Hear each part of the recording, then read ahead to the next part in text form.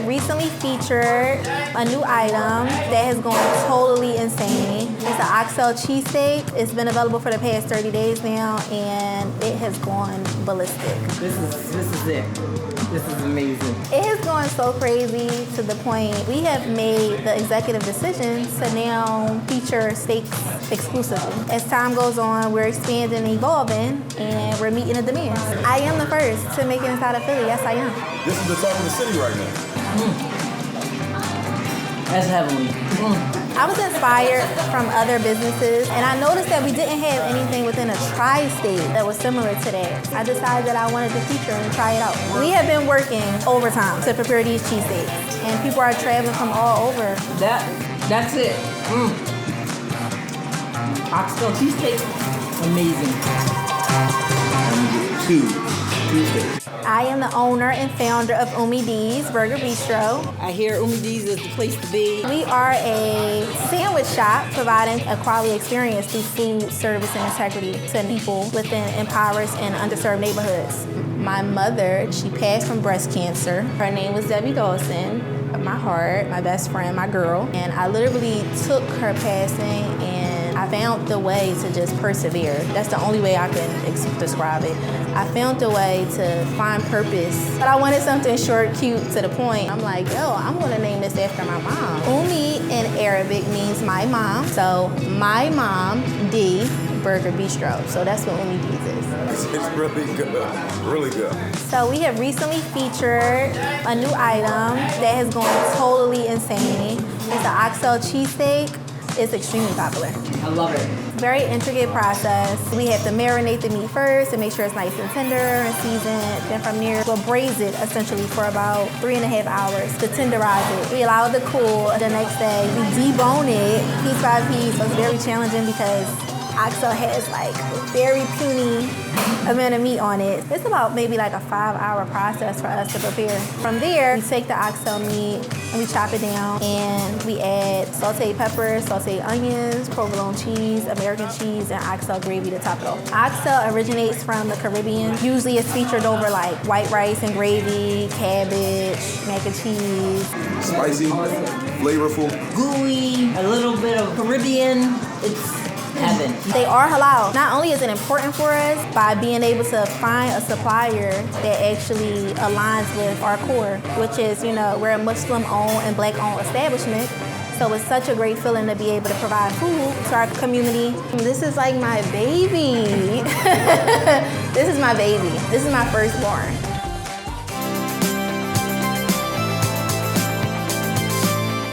At our core, why we're in the hospitality industry, it is to bring that joy. You know, it's amazing to see. We have instant gratification in our restaurants to see somebody enjoying a dish that we create. There's no better place than the dinner table, whether that's in the restaurant or cooking a pot of pasta in your own home, having that moment of putting the screens down and being with people. And I think food is more than just flavor and culinary experience. It's about conversation and community and being together. This looks amazing. So good. Flour and Water opened in 2009, and since then we've been really, really fortunate. Quickly after opening, we realized the heart of our menu was going to be our pasta program. And so we just started to elaborate on that. We built a dough room. It's where we produce all of our pastas for years and years until we outgrew it. Then had to move it down the street, and we've just expanded from there. And so Flour and Water Pasta Shop, where we start to sell all of our pastas retail. Flour and Water Hospitality Group is the name of our restaurant group that we have together, and now it oversees Penny Roma. We're relocating Flour and Water Pizzeria to a new flagship location in North Beach. And our latest venture is consumer packaged goods, so Flour and Water Pasta. Why we wanted to package our pasta, our restaurants are limited.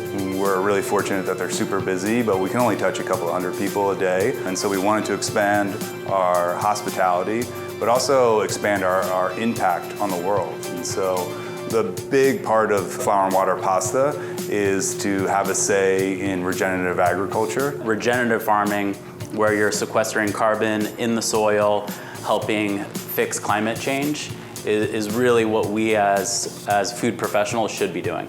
Regenerative agriculture is all about the soil and the health of the soil and farming carbon within that. And so not only is it helping the environment, but it's enriching that soil to a point where it truly makes the food taste better. And since 2015, our restaurants have supported a nonprofit called Zero Foodprint, which helps convert different farms to regenerative practices. And we're actually the first packaged food good that's going to support Zero Foodprint as well through 1% of its sales.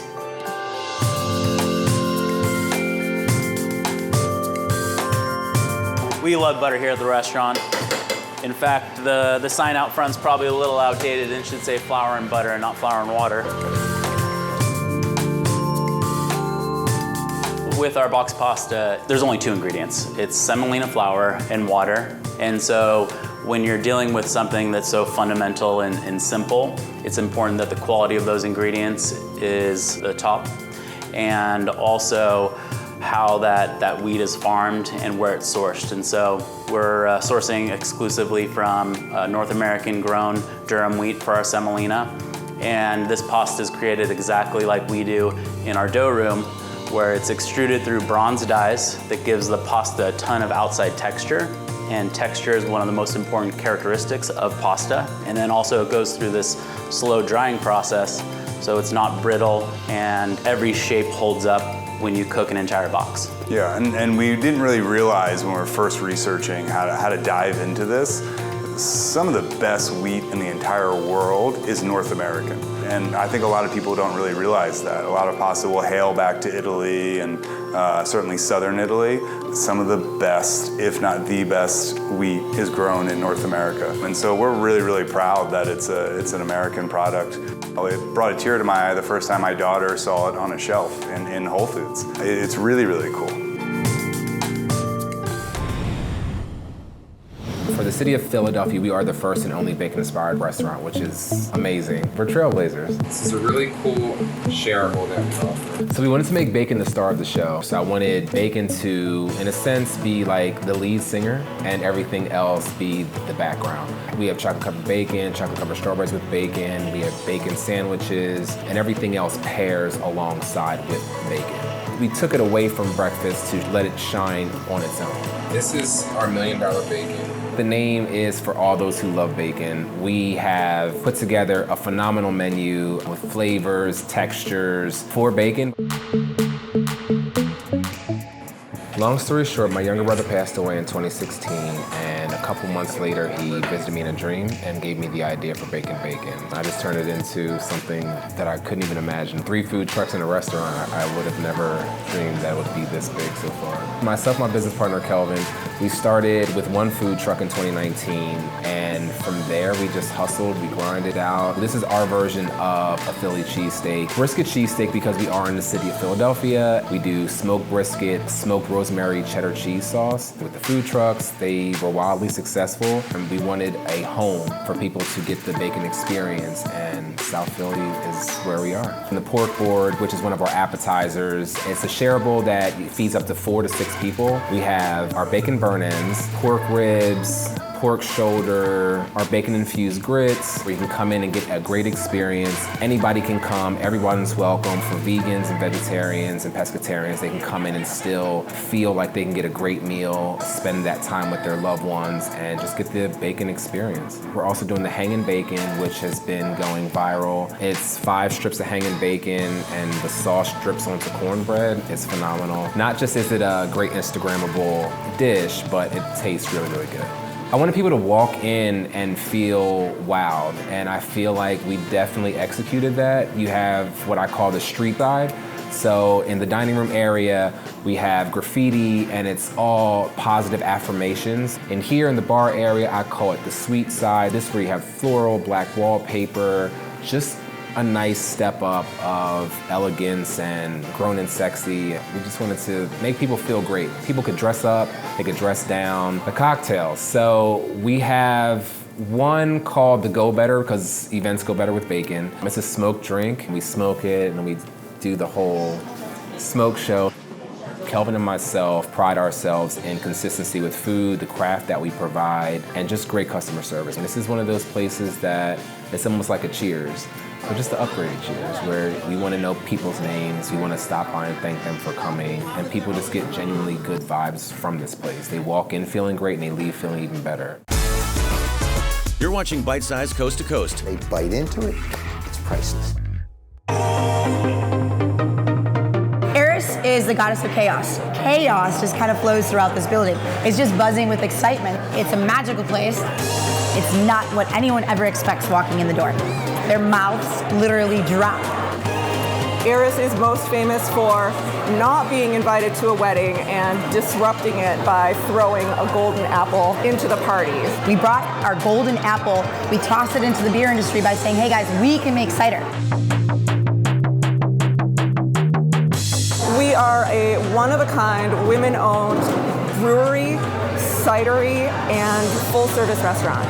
It is the first woman-owned brewery and cider house in the state of Illinois. So we've got a full-blown kitchen with a vegan, vegetarian, carnivore menu that really satisfies a lot of different people. Their fried pickles are amazing. They use togarashi, so it's got a little bit of a kick. They're perfectly fried. I love the fact that they have cauliflower wrap here, so it's vegan and I'm vegan.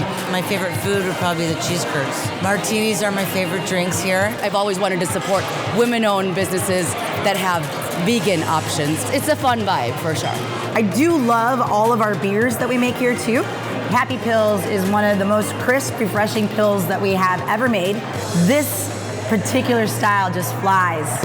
Fridays, Saturdays, Sundays, I mean, you're seeing people drinking pints of it. Van Mojo is my favorite here. It's our #2 seller here at the brew pub. We use mosaic hops, we use blueberries, and people are just like, whoa, okay, I know what mosaic hops are, but I'm still not sure if I like cider. But once they taste it, it's completely different. But it does change people's perception of what cider is. Aerys Brewery and Cider House is actually a Masonic temple. This big space here, it's 24,000 square feet. We have beautiful 20-foot ceilings, beautiful railings made out of radiators. There's always something interesting to look at. This is a pretty positive space, great energy, and it has the power to be destructive. It also has the power to be creative, So we kind of celebrate the creative chaos that comes with kind of breaking boundaries, trying new things, and just having a good time doing it. So I've been in the hospitality industry since I was 13 years old. It's been in me for so long, I don't see myself doing anything else. I mean, this was my plan. This was my plan. I wanted to own my own place, and it happened. We're back on Bite Size Coast to Coast. Woo! Got a little kick to it too. This is different from any other kind of ice cream I've had because it's kind of like soft serve but healthy because there's real fruit in there. There you go, dude. Thanks, bro. You're welcome. I'd never had New Zealand style ice cream. I really didn't even know it existed. It's literally a conversation, joking around. What should we call this? We came up with Creamy Boys. And then whenever we said it to people, they would always laugh. Yeah. It was just like ridiculous. We grew up with this style of ice cream. It's been in New Zealand for, 30 years. And we just thought, it must be everywhere. We did some digging and we found out it wasn't in the States. So the first thing when we started was I found an old trailer. It was in Arkansas. So I flew out there and towed it home and basically started selling ice cream on the street in Venice Beach under the Venice sign. We slowly built from there. It's kind of nice because there aren't as many options, so you don't have to be standing there for 30 minutes wondering what to order. You really can't go wrong. It starts with a vanilla base and then you add fresh frozen fruit through our special blending machines and it comes out like a creamy, refreshing, fruity ice cream. And we've got another flavour called Hokey Pokey, which is a classic flavour back in New Zealand, and that's like a honeycomb toffee that we blend through vanilla ice cream. It makes you feel a bit guilt-free when you're eating it, You can identify, it's fruit and ice cream. It makes me feel better about what I'm eating. It's nice to keep it simple and kind of stay true to our roots, like what we do in New Zealand.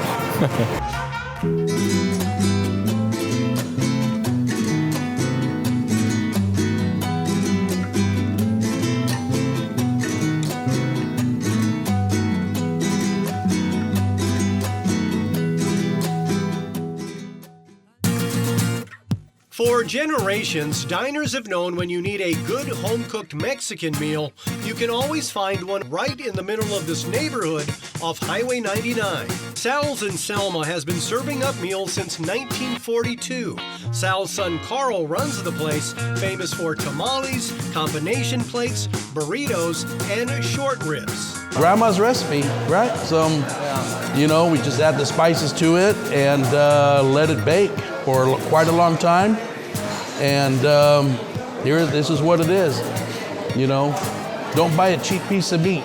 We sat down with the Salazar family to talk and sample some favorites. Carl's son Sal shares his grandfather's name. Oh yes, the namesake, yes, yeah. Not a lot of pressure though, not a lot of pressure. Sal also shares his grandfather's passion for cooking. My grandfather was back in the kitchen, my great-grandparents, and I feel that running through my veins when I'm back there cooking as well. Carl says consistency is key because many of these customers have been coming back for several decades. When he comes in on Sunday morning, he knows what his huevos rancheros are gonna taste like. And that's what comes, regardless of what they order, they know that flavor. It's hopefully, like they could say, mouth-watering already. But his recipes live on. And we'll be celebrating 80 years in September of this year. And we're going to make a big party out of it because, after COVID, we have to have reasons to celebrate. And the family says they're blessed to be part of this neighborhood. If you move, you'll lose the ambiance.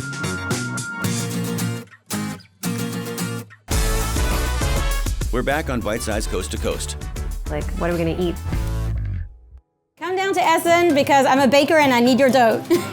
We specialize in Jewish breads and pastries. So I have to let it set. Essen means to eat in Yiddish. I love baking because it's so methodical and precise. And at the bakery, we're always working on standards. Every step in the process is another standard, and we keep working on how can we refine and define that standard to make sure we can train others really well to make a really consistent product.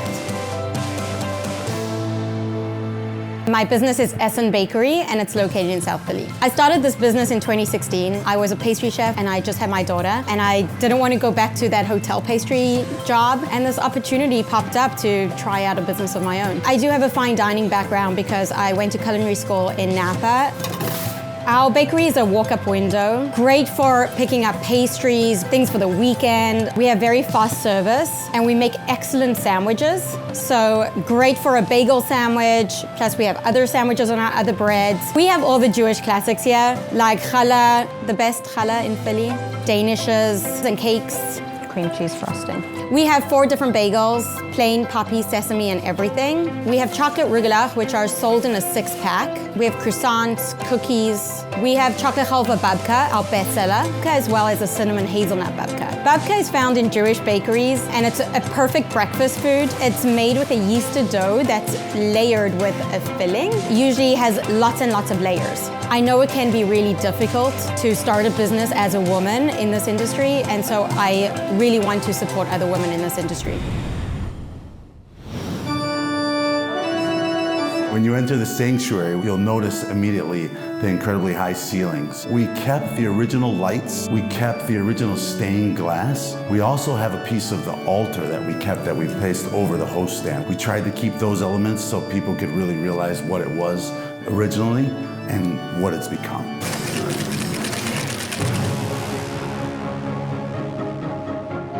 Everybody in the community has been well receptive. The neighboring communities have been drawn into our space and have been telling everybody around. This has been a word of mouth situation that has just exploded on the scene. This place means everything. It means that I can actually look my children in the face and tell them that everything is possible, that if you follow your dreams, that this could really happen. And there's no limits to what you can do as long as you believe in yourself and build a team around you that supports you in every way possible. With this amazing food in this beautiful sacred space, there's no place like Foxtail on the Lake. Foxtail on the Lake is a modern Mediterranean restaurant housed in an incredible space, 18,000 square foot church built in 1950s, old home of Good Shepherd Lutheran Church, located at Lake Opeka in Des Plaines, Illinois. This large building just cuts across the horizon. The building appears to be a large ship floating on the lake. My story here, I grew up in the neighborhood, right across the street in my adolescent years. This lake has become basically a backyard to me. I caught wind that the Park District had purchased the property because the church was no longer in use. There was a possibility that the Park District was going to level the space, and that's when I decided to jump into action. I knew what was missing here. Basically, we took a concept that was working very well in Downers Grove. They opened the original Foxtail, and I believed in their concept so much, so I decided to bring them along with me in this incredible venue here. Maya Naiuli, the executive chef, does an incredible job of bringing over some of those flavors. Tim Canning is the visionary that allowed us to bring over this concept to this space, and I added the local piece. It's incredible the amount of work that went into this space, over a year and a half just in construction. We added an incredible 5,000 square foot patio and a 3,000 square foot kitchen to the space. The old choir loft was turned into an additional dining room. We have 210 seats inside of the restaurant, another 115 outside on the patio.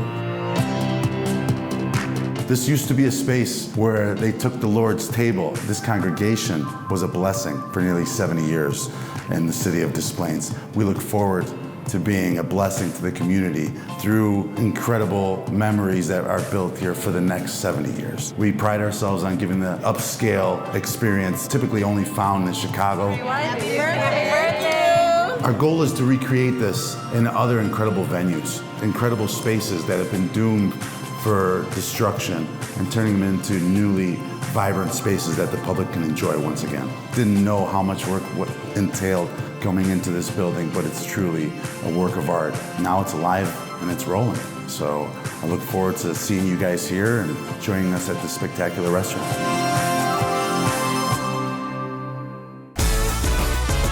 What's your favorite spot to grab a bite or two? Tell us on social media.